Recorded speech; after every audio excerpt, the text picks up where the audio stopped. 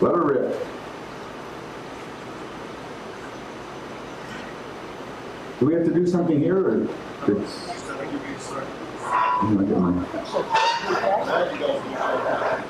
No. Huh? Uh-oh.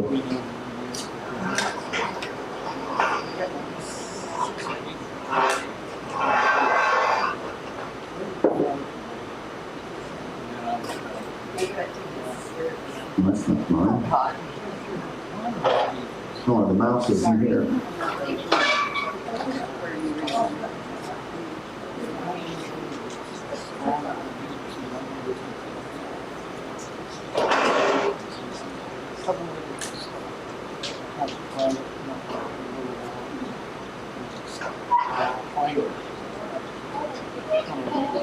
Nothing's happening there?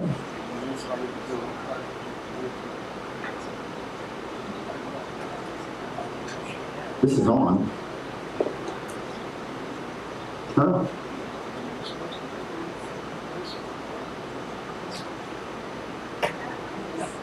I clicked behind it. Is there anything on there now?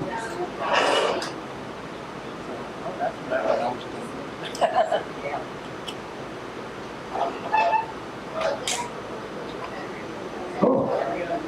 Thank you.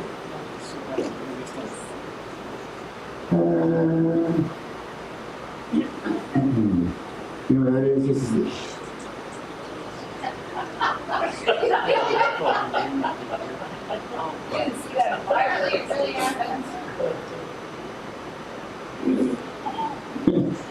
Are we broadcasting that? Oh, great.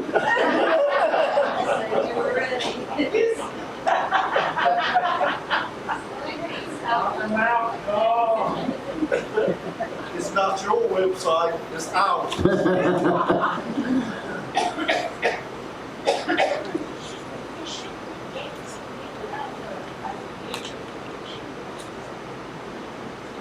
Okay, we're in part 4.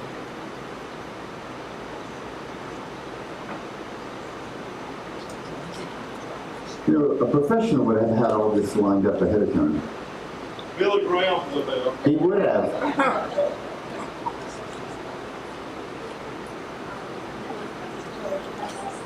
Okay.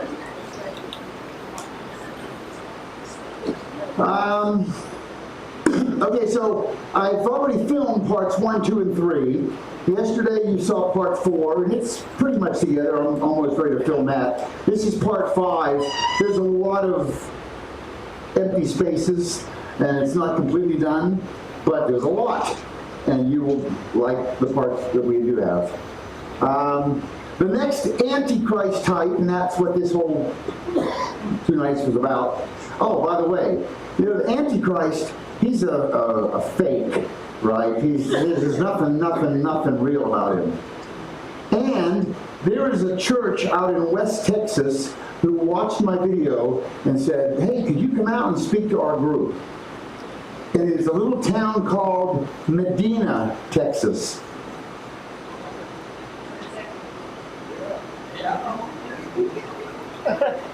And when I got there, the guy, he's so, I don't know, enamored or impressed by these videos, and you know, he goes, we brought you a present. You have to wear it when you speak to our group. And he went out and had a Hard Rock Medina shirt made. It's not a real Hard Rock, it's a fake, which I wear the fake for Antichrist talk. But I am very appreciative of him for going to that extreme to buy me a shirt. No one else here bought me a shirt when I've been here 8 years. That's because I don't consider Hard Rock fit to eat. Hard Rock. I don't think their food's good. You know, by the way, people ask, why do you wear Hard Rock? Because that's the devil's music and whatever. And sometimes you go in there and it's so loud and it is like the devil's music. But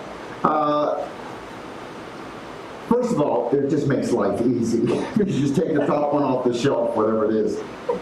But you know, Jesus is the solid rock. So I have that tie-in. And I don't know if you know the motto of the Hard Rock Cafe. It's in on the wall, it's on their shirts, it's everywhere. It's love all, serve all. And, you know, that's pretty darn close. You know, I don't get any, yeah. That's nice. Yeah. So, okay, Pharaoh. Be careful that you do not forget the Lord who brought you out of the land of Egypt and out of the house of slavery. I look at Egypt as a picture or a type of the world, okay, and it includes bondage, okay, and that's the Antichrist side, versus God has the kingdom, and Egypt versus Israel, and bondage versus freedom. So there is those parallels between Israel and Egypt. Pharaoh, of course, is the type of Antichrist there in the world. That word Pharaoh, by the way, this is the letter Pei. This is one of those letters that has two different shapes. If it's the beginning of a word, you use this one. If it's the last letter of the word, you use that Pei. And Pei represents mouth. This is a closed mouth, and then this is an open mouth. Okay? And if the Pei is in the middle of the word, you use this one. Only if it's the last letter do you use that one. And Pei can make the P sound. It can also make the F sound. And Pharaoh is spelled Pei, Resh, Ayin, Hey. Well, if I take Pei, Hey, those two, that spells mouth. And the two inner letters spell Ra. Ra is the Hebrew word for evil. So you have evil in the mouth. The mouth of evil is kind of what Pharaoh breaks down to. Okay? And since Carol is here and we can't embarrass her for coming in late, we'll embarrass Cindy!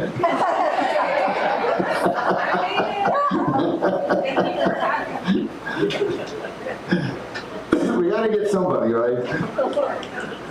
Okay. I do want you to know, and we're going to buzz through a lot because there's a lot tonight, and a really cool bonus. We got to get to the bonus. So just some highlights here. It will be when the Lord complete his work on Mount Zion. He will say, I will punish the fruit of the arrogant heart of the king of Assyria and the pomp of his haughtiness.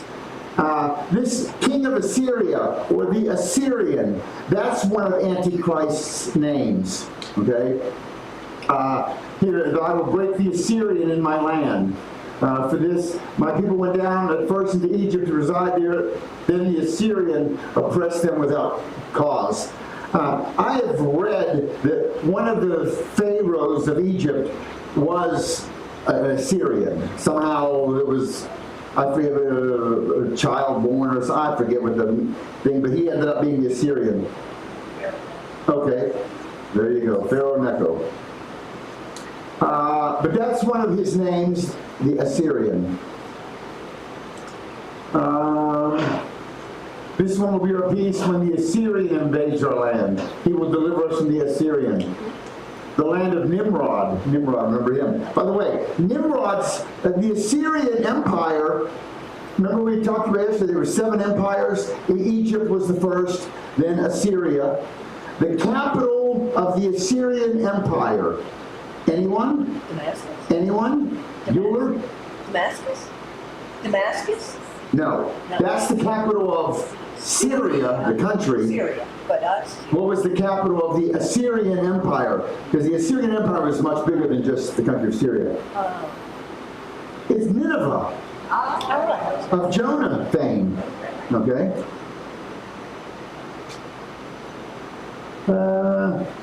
So we do have some parallels. We know that Pharaoh persecuted Israel.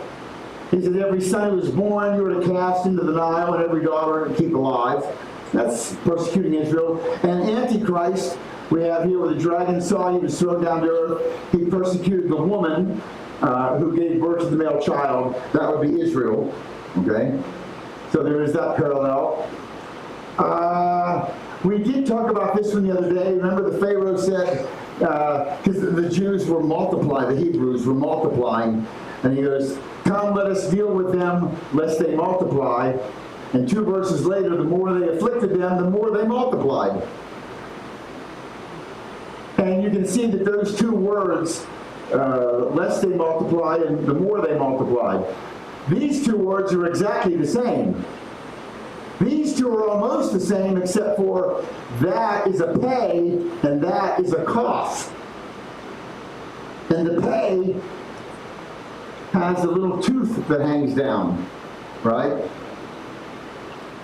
And then I remember Job 29, I broke the jaws of the wicked and rescued the prey from his teeth. I think God knocked Pharaoh's teeth out with this whole thing with the less they multiplied and the more they multiplied. Ignoring God, there's a parallel. Pharaoh, let's see, after that Moses and Aaron went to Pharaoh. This is what the Lord says, let my people go. But Pharaoh said, who is this Yahweh that I should obey his voice and let Israel go? I can just hear Yul Brynner saying that in the movie, can't you? Who is this Yahweh? So he's ignoring God. And then in Daniel, when it refers to Antichrist, it says, neither shall he regard the gods of his fathers, nor the desire of women, nor regard of any god, for he shall magnify himself above all. A lot of people say that Antichrist is going to be homosexual because of this verse. Or they'll say that he's going to be Jewish. But I don't think the Jewish thing holds up because neither shall he regard the gods of his fathers. His fathers, a Jewish person's fathers, didn't have gods. They had God. You know? So he may be homosexual. We'll see. 2 witnesses are sent. Moses and Aaron went to Pharaoh as the Lord commanded. And in Revelation you have, I will empower my 2 witnesses. So I believe there's a parallel there. Has magic powers on hand. Moses and Aaron went to Pharaoh, did as the Lord commanded. Aaron threw his staff down, and it became a serpent. And, it's interesting that it became a serpent, that's what was used. Because when Moses reached down and grabbed it, it didn't bite him. In fact, Moses had power over the serpent. Physically, a snake on the ground, but I think there's a bigger picture that's pointing to that Moses has power over the serpent. Okay? Satan. We all do. If we just used it. Yeah. That is one coming in accord with the activity of Satan with all power and false signs and wonders. So Pharaoh could do wonders and Antichrist is going to do wonders. They make and break a promise. They wanted to go out in the wilderness and pray. And he said, you can. And he said, no, you can't. Okay. So then I will let your people go and they may sacrifice to the Lord. When Pharaoh saw there was relief, he hardened his heart. He would not listen to Moses and Aaron just as the Lord had said. So it makes and breaks a promise. And in Daniel 9:27 we see Antichrist. This is he makes a covenant for one to confirm a covenant. It doesn't say he makes a covenant. It says he confirms a covenant. I'm not sure what the difference is, but there's a difference. You're making one is sitting down with pen and paper and hey, let's iron out some details. This is like the covenant was already, somebody else wrote it and he's going to confirm it. Okay? There's some plagues involved. We have in Pharaoh's time, we have water to blood. And in Antichrist time, it says the second angel sounded, burning with fire, hurled into the sea, and a third of the sea became blood. So we have water to blood. You're going to see the 10 plagues of Pharaoh will be repeated in Revelation in some form. Okay? And we'll get through. Oh, by the way, there's the Nile. I was flying from, let me think, I started in Egypt, I went to Khartoum, Sudan to Addis Ababa, Ethiopia to Chad. You know, Chad is right there in the middle, and it's just dust and dirt, and when you're flying over the Sahara to get to Chad, that's the Nile. And the Sahara, I looked out the window, took a picture. You don't get to see it very often, and so I took a picture.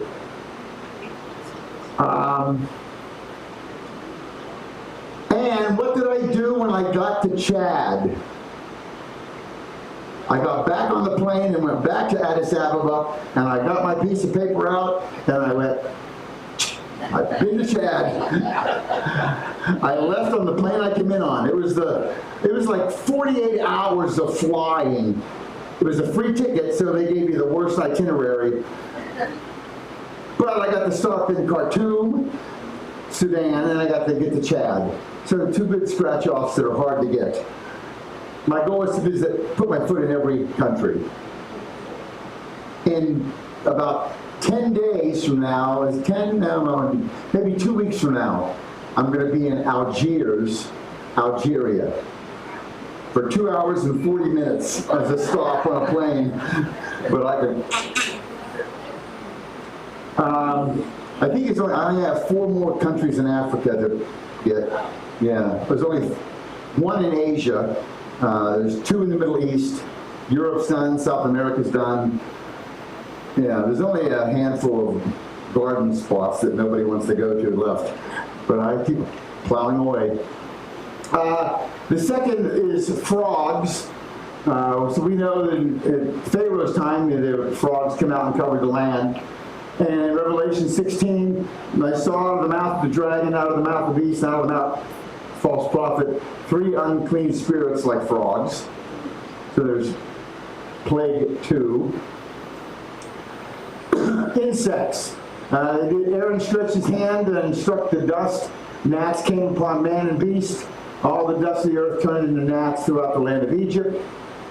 And this is about the closest. I looked and behold an ashen horse. One who sat on his name was Death, and Hades followed him. Authority was given over 1/4 of the earth to kill with sword, famine, and plague, and by wild animals. I'm going to put that in with plague.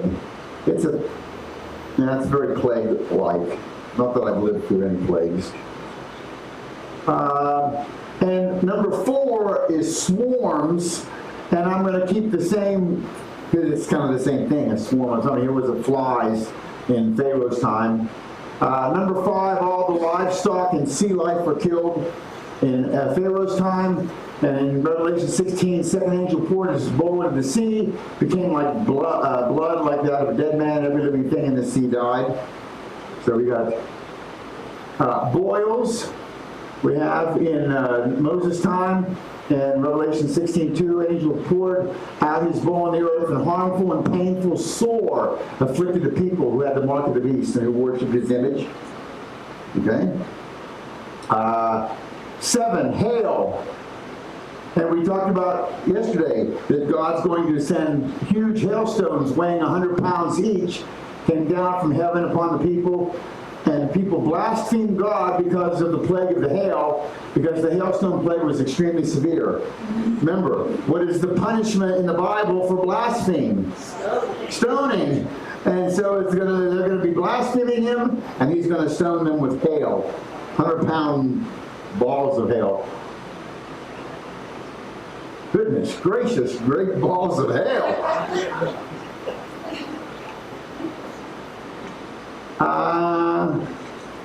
Yeah, here's the rule back in the law. You know, you blaspheme, you get stoned. Number 8, locust. That was in Moses' time. Locusts swarmed across the land. Revelation 9:3, then out of the smoke came locusts upon the earth, and power was given them as the scorpions of the earth have power. Darkness in Moses' time.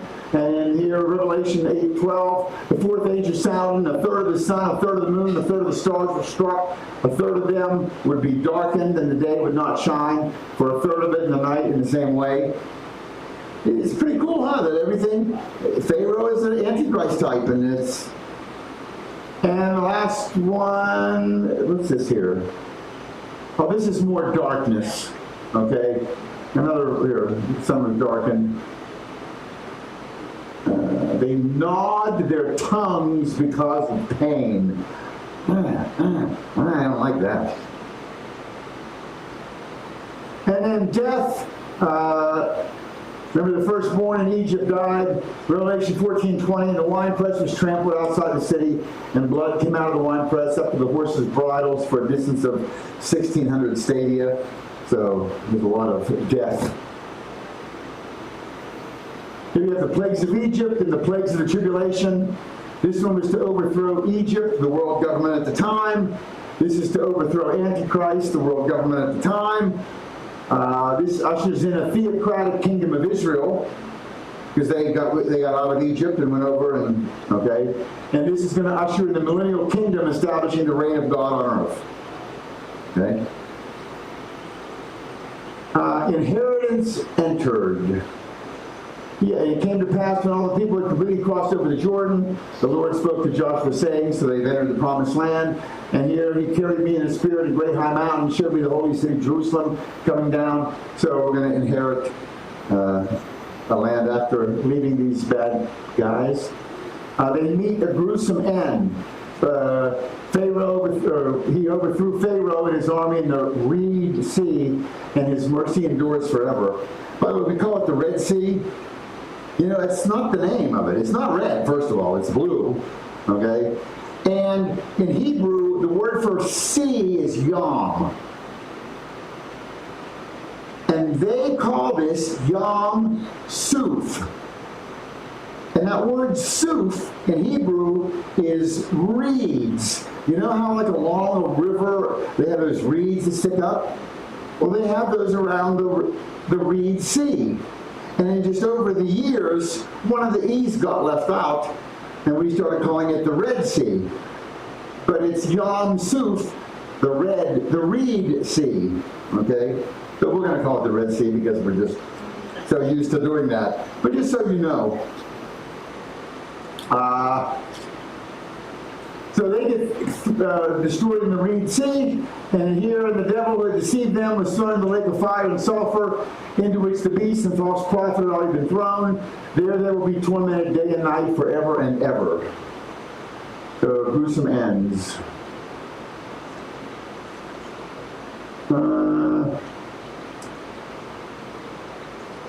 This, I'm not even sure what the parallel is. Maybe the parallel, okay, this is the parallel because this is Moses doing the Song of Moses, okay?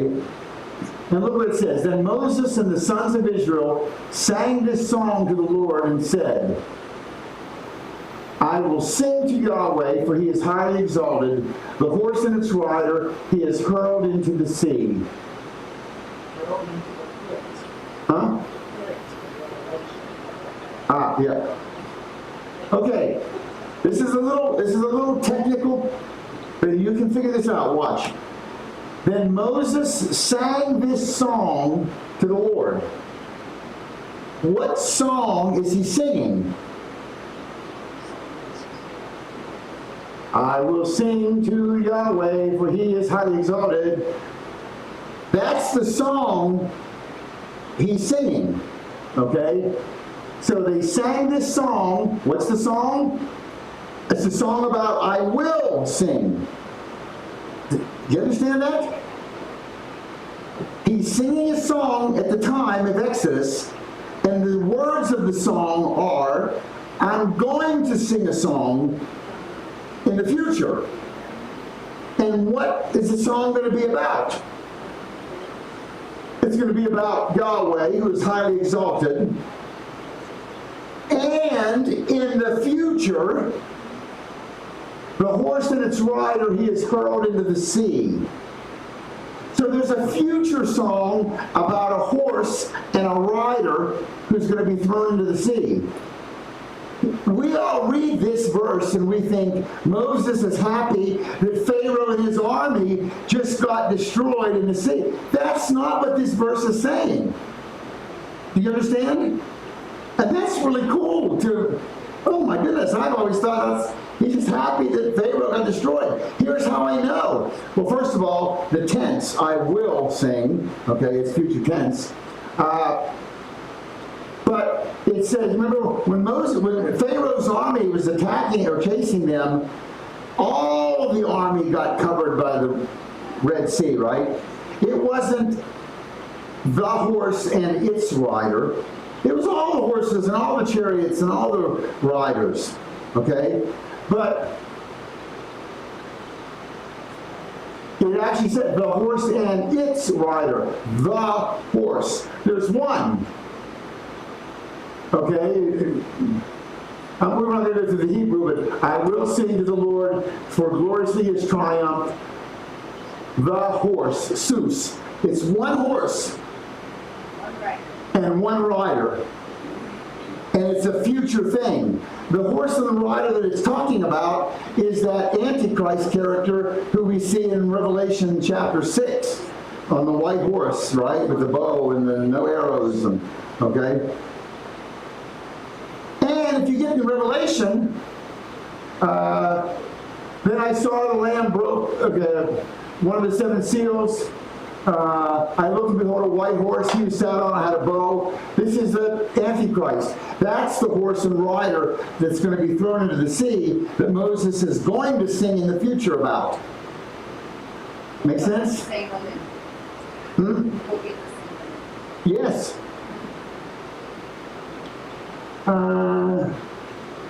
And you can see in Revelation 15, and they sang the song of Moses, the bondservant of God. This is Revelation. Okay? So in Revelation, they're going to sing the song of Moses, and Moses is singing the song of Moses way back there. Okay? It's a little complicated, but once you get it, you get it. You can't unsee it. The next Antichrist type is Amalek. Okay? And Amalek, they fought Israel and Rephidim. Moses said to Joshua, choose out men and go out fight with Amalek. I will stand on the hill. Joshua did as Moses said. Aaron and Hur went up to the top of the hill. It came about when Moses held up his hand, Israel prevailed. When he let down his hand, Amalek prevailed. Remember this? Okay. Here, I like this. When Moses' hands were heavy, if you're going into any battle, any problem, when you say your prayer going in, address him as Yahweh Nisi, the Lord our banner. He goes first. Okay? If you're sick, Yahweh Rapha, the Lord our healer. You understand? He's got a whole bunch of different titles, and you can address him for what you need. Ah! There you go. Oh, there's a whole wall up over here, too.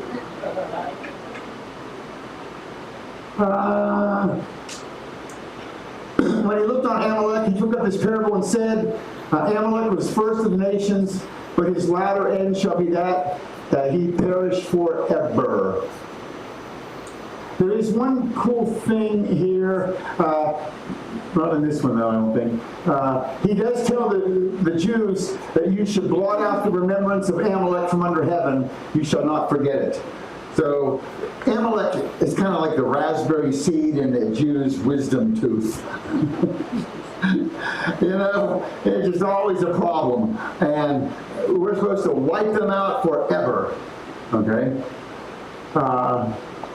Their remembrance. Let me see here. So, you can see that, here, you do remember this story. Saul said to Samuel, I have obeyed the voice of the Lord and have gone the way which Yahweh sent me and have brought Agag the king and have utterly destroyed the Amalekites. Remember, he was supposed to wipe them all out. Man, women, children, animals. And Samuel kept the animals and he kept Agag the king. Saul. And Samuel was really upset when he got there and found out, what are all these animals? What's all this bleeding in my ear? And what's all, okay. So those were the Amalekites. And remember, Agag is their king.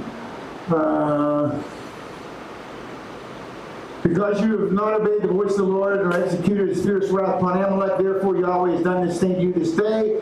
He took the kingdom away from Saul. Okay? And there is consequences, because had he killed Agag right then and there, this would never have happened. Look in Esther chapter 3. After these events, King Ahasuerus promoted Haman, the son of Hammedatha, the Agagite. The only way you can be an Agagite is if you're a descendant of Agag. And if Saul would have killed Agag, there would not have been a Haman to cause trouble in the Esther story.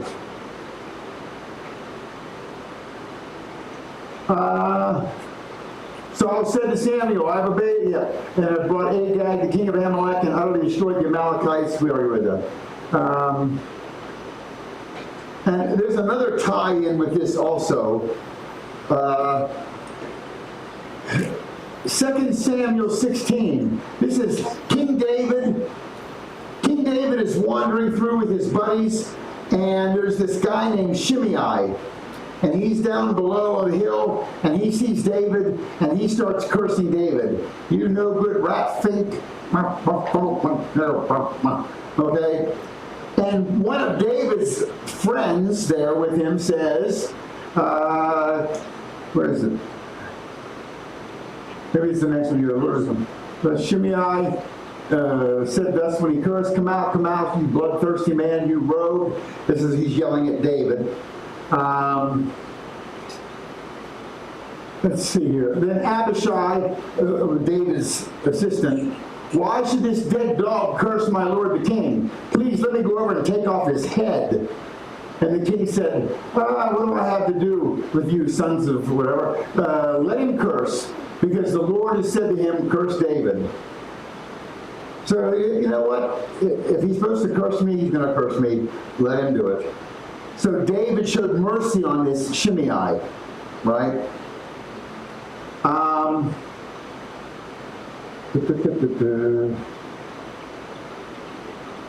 Okay, now, you remember, this is much later, the Esther story. In the Esther story, it says, there was at the citadel in Susa a Jew whose name was Mordecai, the son of Jair, the son of Shimei, the son of Kish, a Benjamite. Notice, Mordecai is the hero of the Esther story. But there would not have been a Mordecai, because Mordecai is the descendant of Shimei. If David would have said, yes, go take off his head for cursing me, there wouldn't have been a Shimei, and there wouldn't have been a Mordecai to save the Esther story. Understand? So these two kind of relate, because Haman, remember, if Saul would have obeyed God and killed everybody, there wouldn't have been a Haman. So Saul's disobedience led to Haman, and David's mercy led to Mordecai, who saved everybody from Haman. Okay? And it's generations apart. Okay? And there's another really cool tie-in with this. Let's see if I can find it. Here is the first mention of Amalek in the Bible. It's in Genesis 14:1. They turned back and attacked all the country of the Amalekites. Notice Amalekite begins with an ayin. I have it, that orangey color there, okay? So that's the first mention of Amalek. This is the second mention of Amalek. And Timnah was a concubine to Eliphaz, Esau's son, and she bare Eliphaz to Amalek. These were the sons of Ada, Esau's wife. So Amalek, you can see, is Esau's grandson. Yes? That's what it says. And you can imagine Esau growing up. Esau's not happy with Jacob. Jacob got my birthright for a bowl of stew. He got my blessing. I hate my brother. I hate him. Now, they're not living near each other. They each got their own wives and their own families. But you can imagine Esau's clan, every time they get together, my brother Jacob, he was just no good rat thing.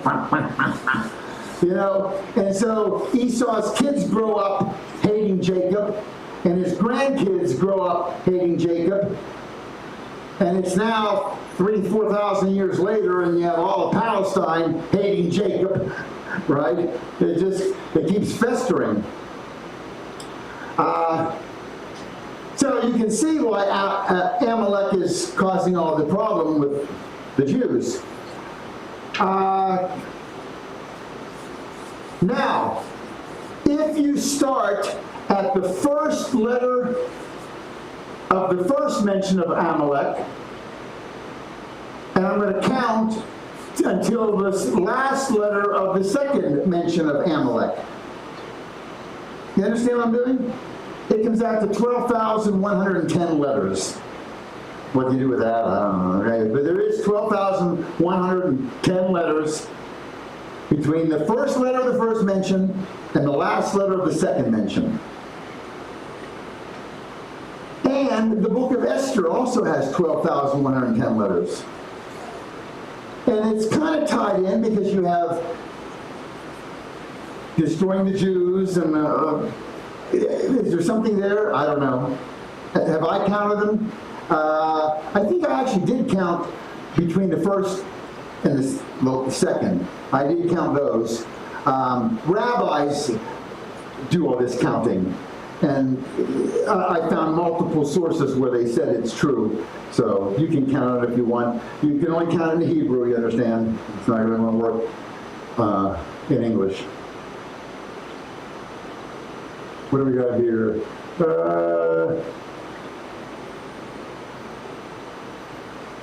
No. King Saul. I kind of put him as maybe an antichrist type a little bit.